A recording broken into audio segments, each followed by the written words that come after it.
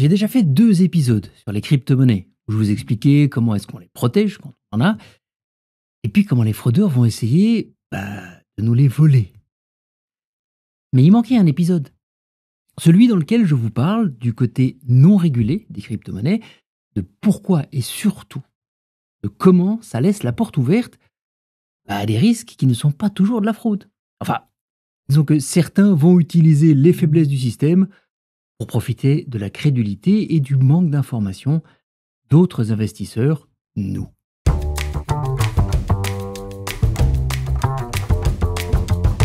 Avant de commencer, je dois vous rappeler que je ne fais ni l'apologie des cryptos, ni ne les condamne. Vous investissez dans ce que vous voulez, que ce soit des actions, obligations ou bons d'État, ou des crypto-monnaies. Mais là où les 3 premiers sont régulés ou réglementés, et donc offrent une certaine sécurité sur l'investissement, puisque n'importe qui ne peut pas les proposer, et puis en plus il y a des contrôles. De leur côté, les crypto-monnaies sont fiers de leur caractère non centralisé et surtout non réglementé. Alors ça change, on va le voir, et heureusement.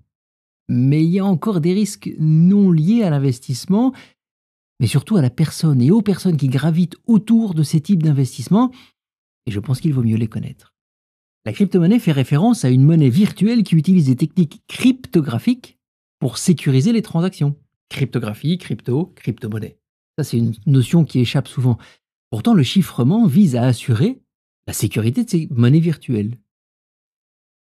Et à la différence des monnaies classiques telles que l'euro ou le dollar, eh bien, elle existe uniquement, sous forme électronique, indépendamment de toute autorité centrale, et elle fonctionne sur des réseaux qui sont eux décentralisés, tels que la technologie de la blockchain. Quand on entend le mot crypto-monnaie, eh bien, c'est vrai qu'on pense évidemment au Bitcoin, la première crypto-monnaie. Alors c'est pas tout à fait juste, mais disons que ça reste la première importante et surtout celle qui a ouvert la voie à toutes les crypto-monnaies modernes. Le Bitcoin a été développé en réaction, c'est ça qui est intéressant, en réaction à la manière dont la crise bancaire de 2008 a été gérée. Son créateur, ou ses créateurs, parce que finalement on ne connaît pas leur identité, voulait lancer une monnaie et un système de paiement non seulement insensible à l'inflation, mais aussi totalement transparent et sans intermédiaire, comme les banques qui étaient critiquées à l'époque. Donc un système décentralisé où personne n'est aux commandes, avec la promesse du rêve ultime du libre marché. Et soyons honnêtes, de cette promesse originelle, vous vous en êtes peut-être déjà rendu compte, il ne reste plus grand-chose. Les crypto-monnaies nous ont même apporté plus de problèmes que de solutions. C'est une réalité. D'ailleurs, je ne sais pas ce que vous en pensez. Est-ce que vous investissez? Est-ce que vous trouvez ça risqué, le fait qu'elle soit non réglementée, ou vous trouvez ça bien? Faites-le moi savoir dans les commentaires. Moi, je suis curieux de savoir ce que vous en pensez, parce que à chaque fois que j'en parle en public, j'ai des échos différents. Alors maintenant, si on retourne sur notre sujet, eh bien, pendant plusieurs années, le Bitcoin était pratiquement la seule crypto-monnaie. Et puis, en 2013-2014, ça a commencé à changer. Il faut savoir que, d'après le site américain Statista, il y avait en janvier 2025 plus de 10 500 crypto-monnaies en circulation. C'est un chiffre énorme. Pourtant, le marché des crypto-monnaies est en réalité dominé par 90 ou 90% par seulement 20 crypto-monnaies. Parmi les plus connus, en dehors du Bitcoin, on retrouve l'Ethereum, le Tether et autres, USDT, XRP, BNB. Je vous rassure, la plupart des gens ne connaissent pas ces autres crypto-monnaies, mais il y en a peut-être une qui est dans le top 20 et qui vous dira quelque chose. En 9e position, on trouve le Dogecoin, dont Elon Musk fait largement la promotion. Et voilà le premier nom célèbre qui apparaît, Elon Musk. Et vous allez voir, eh bien, il y en a d'autres qui arrivent. Elon parle régulièrement des crypto-monnaies, mais pas un détail, car le marché des cryptos est très émotionnel. Une simple déclaration d'une personnalité peut faire grimper la valeur d'une crypto-monnaie, puis une autre déclaration le lendemain peut la faire chuter brutalement. Et oui, vous vous souvenez du postulat de départ du Bitcoin, une monnaie qui ne soit pas dans le système monétaire standard et donc les banques et autres institutions financières. Parce que ce système, je le disais, régulé, même très régulé, offre aux investisseurs une certaine forme de stabilité et des protections. Les cryptos ne sont pas, disons encore, régulés, et donc si Elon vante le Dogecoin, son cours va monter. Si le lendemain, ses déclarations changent parce qu'il a mal dormi, eh bien ça se casse la figure et on ne peut rien y faire. Mais revenons à la raison pour laquelle il existe autant de crypto-monnaies. Sachez que tout le monde pourrait, théoriquement, en créer une. Il suffit de construire une blockchain, d'y associer une crypto-monnaie. Alors oui, ça nécessite quand même des connaissances en réseau, en cryptographie, en structure de données, en algorithmes, en système décentralisé et en langage de programmation. Bon, ok, ça n'est pas à la portée de tout le monde. Sauf qu'il est aussi possible de créer une crypto-monnaie sur une plateforme existante, comme l'Ethereum ou Binance Smart Chain par exemple. Alors oui, techniquement, ça ne sera pas une crypto-monnaie mais un token. Mais bon, ce détail importe peu dans notre sujet.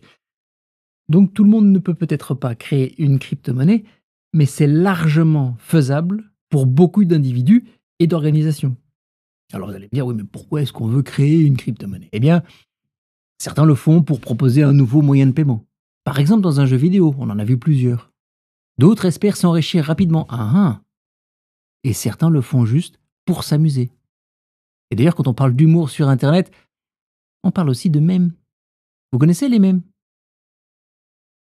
Et ça a donné les meme coins. Alors, petite parenthèse. Pour comprendre ce qu'est un meme coin, il faut d'abord comprendre ce qu'est un meme. Ça s'écrit M-E-M-E. Ça s'est dit aussi meme en anglais. Le terme existe depuis les années 1970 ou 1970 et désigne une image ou une courte vidéo véhiculant une idée simple, souvent accompagnée d'un texte humoristique. Vous en avez déjà vu plein sur Internet. Et un meme coin peut être lié à un mème ou un mime, mais le terme désigne alors une crypto-monnaie créée pour plaisanter, pour s'amuser. Un nom moins flatteur d'ailleurs de ces monnaies, ça s'appelle des shitcoins. Je suis désolé de le dire, mais en fait, elles n'ont souvent aucun usage réel et donc aucune valeur intrinsèque. Il faut le savoir. Le tout premier meme coin, le Dogecoin d'ailleurs, a été créé pour se moquer de la spéculation autour des crypto-monnaies. C'est quand même dingue ça. Et son logo, la fameuse image du chien Shiba Inu, est elle-même devenue un mème. Pourtant, le Dogecoin, lui, est assez unique, car il fait partie du top 10 des crypto-monnaies les plus valorisées, avec une capitalisation estimée à 24 milliards de dollars. C'est vraiment le seul meme coin qui a une valeur réelle. Et je pense que mon point reste valable, un meme coin n'a pas de valeur, sachez-le. Alors on le disait, les crypto-monnaies sont un marché non régulé, ou pas encore, on va dire, ça commence. Et certains appellent cette non-régulation la liberté. Et d'autres voient ça comme de l'anarchie. La réalité, en fait, c'est que c'est un petit peu des deux. Je dirais que s'il n'y avait pas de gens malhonnêtes, ça ne serait pas vraiment un problème. Seulement, ils sont là, et donc les dérapages sont nombreux. Si, vous allez voir. Et d'ailleurs, je ne vais pas tout couvrir. Et par exemple, si vous cherchez les termes sur Internet « plus grande fraude crypto de l'histoire américaine », vous allez tomber sur la faillite FTX. Cette plateforme d'échange de crypto-monnaies concurrente de Binance, et qui avait créé sa propre crypto-monnaie, le FTT. Et c'est lorsque FTX s'est effondré que les choses ont commencé à changer. Malheureusement, ça a entraîné au passage la disparition de dizaines de milliards de dollars investis dans les crypto-monnaies. Et je l'ai dit, ça a commencé à faire changer les choses parce que cette affaire a amené deux éléments importants. Le premier, issu de la défense même de Sam Bankman-Fried, le responsable d'FTX au moment de la faillite, qui a d'ailleurs écopé de 25 ans de prison pour sa responsabilité dans l'affaire, mais dans sa défense, il explique que l'une des causes de la faillite est l'absence de politique de gestion de risque dans l'entreprise. Le second, tiré du premier d'ailleurs, en fait, les États du monde entier ont commencé à regarder les entreprises de marché de crypto-monnaies comme des organismes financiers. Et en fait, les premiers résultats n'étaient pas très glorieux. La plupart d'entre eux avaient des manquements dans leurs comptes financiers et ne passaient même pas les tests sur le blanchiment d'argent. Et c'est là qu'on a vu arriver les premières régulations, celles qui commencent à voir le jour aujourd'hui. Et je pense que finalement, c'est une bonne chose parce que cela protège les investisseurs. Et d'ailleurs, pour pouvoir proposer des services d'achat et de vente de crypto-monnaies en Europe, l'entreprise en question doit être enregistrée auprès de l'autorité de gestion des marchés financiers d'un pays européen, n'importe lequel. Et ensuite, elle peut proposer ses services dans toute l'Europe. Mais ça, c'est déjà une première forme de protection. Et puis, il y a d'autres problèmes, on en a parlé. Par exemple, le pump and dump. Alors, c'est quoi le pump and dump? Disons que c'est pas nouveau. Ces systèmes existent depuis plus longtemps que les crypto-monnaies. L'un des exemples les plus célèbres est celui de Jordan Ross Belfort, mieux connu sous le nom du loup de Wall Street. Et si vous avez vu le film d'ailleurs, vous savez de quoi il retourne. En gros, on attire l'attention sur un produit financier. Les gens investissent dessus. Sa valeur monte. Et là, l'escroc revend ses parts déjà acquises à un tout petit prix avant que ça monte. Mais cette fois-ci, il les vend à un prix élevé. Le problème, c'est qu'il en vend tellement que ça fait chuter drastiquement le cours de l'action et ça ruine les autres investisseurs. Et évidemment, si on en parle ici, là, c'est parce que ces affaires de pump and dump se passent aussi dans le monde des cryptos. Je ne sais pas si le nom de Hayley Welch vous dit quelque chose. Maintenant, si je vous parle de la fille Hoctois, ça évoquera peut-être autre chose. En fait, dans une courte vidéo issue d'une chaîne YouTube populaire pour ses interviews dans les rues, Hayley a donné une réponse très explicite sur la fellation en faisant semblant de cracher par terre, le fameux rictua. Mais si, vous voyez bien le bruit que ça fait quand on exagère le fait de cracher. Cette vidéo est devenue virale. Et, dans la pure tradition des 15 minutes de célébrité, Hayley a réussi à monétiser sa célébrité. Après avoir sorti des produits dérivés et un podcast, eh bien, elle a lancé, en 2024, sa propre crypto-monnaie, le Hawk, utilisé d'ailleurs avec $1 avant le mot. Et en un temps record, sa valeur a grimpé à 500 millions de dollars, avant de s'effondrer à 25. Et pour certains investisseurs, eh bien, cette montée fulgurante suivie d'une chute brutale est la preuve d'une arnaque. En fait, Hayley et son équipe ont d'ailleurs été accusés d'avoir orchestré un système pump and dump. Alors comment ça s'est passé? Eh bien, dans le cas d'une crypto-monnaie, le créateur décide du nombre de pièces totales et du nombre de pièces mises sur le marché. On s'est rendu compte en fait que 96 ou 96% des pièces de monnaie Hawk se trouvaient dans un seul groupe. Et puis, la popularité de Hayley Welch a attiré ses fans à investir dans son meme coin. La promotion était toute faite. Sauf que le jour du lancement, 89 portefeuilles ont directement vendu tous leurs tokens, qui a fait chuter le cours et a fait perdre 50 millions de dollars aux fans de Hayley. La justice a été saisie et on va voir quelle est la responsabilité de la star dans l'affaire. Ça, c'est du pump and dump. On a un autre cas, un cas un peu particulier, le Trump Coin. Parce que le 17 janvier 2025, 3 jours avant l'investiture de Donald Trump, la Trump Meme Coin est lancée. Les Trump Memes sont conçus comme une expression de soutien au président et ne constituent donc pas réellement une opportunité d'investissement. 1 milliard de meme coins ont quand même été émis, dont 800 millions restent entre les mains de 2 sociétés détenues par la famille Trump. Ils possèdent donc 80% des pièces disponibles. Et sur X, le réseau social, Donald Trump a posté un message vantant les mérites de la nouvelle pièce quelques heures avant son lancement. Conséquence, la valeur totale de la monnaie a atteint 27 milliards de dollars en une seule journée. Et Trump a ainsi mis la main sur la valeur virtuelle de plus de 20 milliards de dollars. Après les premiers jours où la monnaie n'a fait qu'augmenter, elle est tombée en dessous du prix d'émission dans les semaines qui ont suivi. Au total, 800 000 investisseurs auraient perdu jusqu'à 2 milliards de dollars. Trump lui-même détient encore la plupart des pièces. Et ça, c'est important. Il ne les a donc pas vendues. Mais la chute ne devrait pas l'inquiéter parce que il gagne aussi beaucoup d'argent grâce aux frais payés par ceux qui achètent les pièces Trump. D'ailleurs, ce montant est estimé entre 100 et 350 millions de dollars. Maintenant, dans ce cas-ci, je suis convaincu que l'on puisse parler de pump and dump. Trump n'a pas vendu ses tokens. Et d'ailleurs, il a tout intérêt à ce que leur valeur reste haute. Pourtant, ce qui s'est passé ici est assez courant dans le monde des meme coins. La majorité d'entre eux voient leur cours s'envoler au moment du lancement et retomber aussi vite pour rester quasiment anecdotique. Et en fait, certains petits malins le savent. Et donc achètent et revendent immédiatement au lancement pour encaisser leurs gains. Est-ce que c'est une fraude? Ben non, pas vraiment. Est-ce que c'est honnête? Ça, c'est une autre discussion. Et vous le voyez, le fait que ces monnaies ne soient pas régulées permet à certaines personnes, eh bien, je dirais, de manipuler le marché. Et puis à côté de ça, après Trump, après Elon Musk, il y a évidemment d'autres cas de célébrités qui prêtent leur nom pour la promotion des cryptos. Parce que les crypto-monnaies gardent une image populaire, accessible, jeune, fun, loin des actions de papa et des bons d'état de nos grands-pères. Donc quoi de plus naturel que de payer une star pour faire la promotion d'une nouvelle crypto ou d'un meme coin auprès de ses fans. Mais en oubliant peut-être, et c'est arrivé, de leur expliquer que ces cryptos sont en investissement et que cela peut être risqué. Une situation un peu embêtante car dans la plupart des pays et jusqu'à récemment, il n'y avait pas de mention légale pour l'achat des cryptos. Bah oui, on ne peut pas vendre un paquet de cigarettes sans mentionner le fait que fumer tue.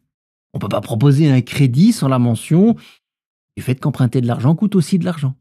Même chose pour les produits financiers classiques qui doivent mentionner le niveau de risque. Mais dans le monde des cryptos, disons que ça commence à arriver, mais pas encore partout. L'affaire la plus célèbre de ces stars qui prêtent leur nom à la promotion des cryptos, c'est celle de Kim Kardashian, qui a été accusée de promouvoir une crypto-monnaie sur son compte Instagram sans mentionner que c'était une publicité rémunérée. Alors évidemment, ses fans se sont jetés dessus et ont perdu de l'argent. On a d'ailleurs aussi parlé de pump and dump dans cette affaire, car la promotion faite par Kim Kardashian a évidemment fait exploser le cours de la crypto en question juste avant sa chute. Et donc vous le voyez, le fait qu'on ait des monnaies qui soient en dehors du système standard financier, oui, ça peut avoir des avantages, mais ça laisse beaucoup de trous, beaucoup de risques du fait que c'est pas vraiment régulé. Ah, je ne savais pas. Ou je joue un petit peu avec la règle. Alors, tout ça pour nous amener à la conclusion suivante. Je sais que le marché des cryptos vaut aujourd'hui 2000 milliards de dollars et ça fait saliver beaucoup de gens. Mais autant d'argent, dans un milieu encore mal régulé, ça attire aussi un grand nombre d'escrocs de toutes sortes. Ça rend l'ensemble du monde des crypto-monnaies dangereux, c'est vrai, pour ceux qui ne prennent pas le temps de s'informer correctement. Il faut se rendre compte que c'est encore un type d'investissement jeune, c'est vrai, et risqué. D'ailleurs, pour certains, comme Warren Buffett et George Soros, eux qualifient les cryptos d'illusion ou de bulle. Bill Gates est un petit peu plus dur puisque lui pense que 100% de la valeur des crypto-monnaies repose sur la théorie du plus grand idiot. Maintenant, il est vrai aussi que, de l'autre côté, certaines personnes sont devenues très très riches avec les cryptos. Sauf que si on y regarde de plus près, ce sont souvent celles qui ont eu du nez ou de la chance au moment de lancement de ces cryptos, le Bitcoin en est un bel exemple, et on peut les acheter à bas prix. Et puis au milieu de ces deux-là, il y a les escrocs et autres profiteurs. Je retourne vers les épisodes dont je parlais en introduction pour comprendre comment est-ce qu'ils essaient de nous embarquer dans leur combine. Alors, je voudrais finir comme ceci. Si vous voulez investir dans les crypto-monnaies, voici mes conseils. 1. Renseignez-vous bien avant de vous lancer. C'est important.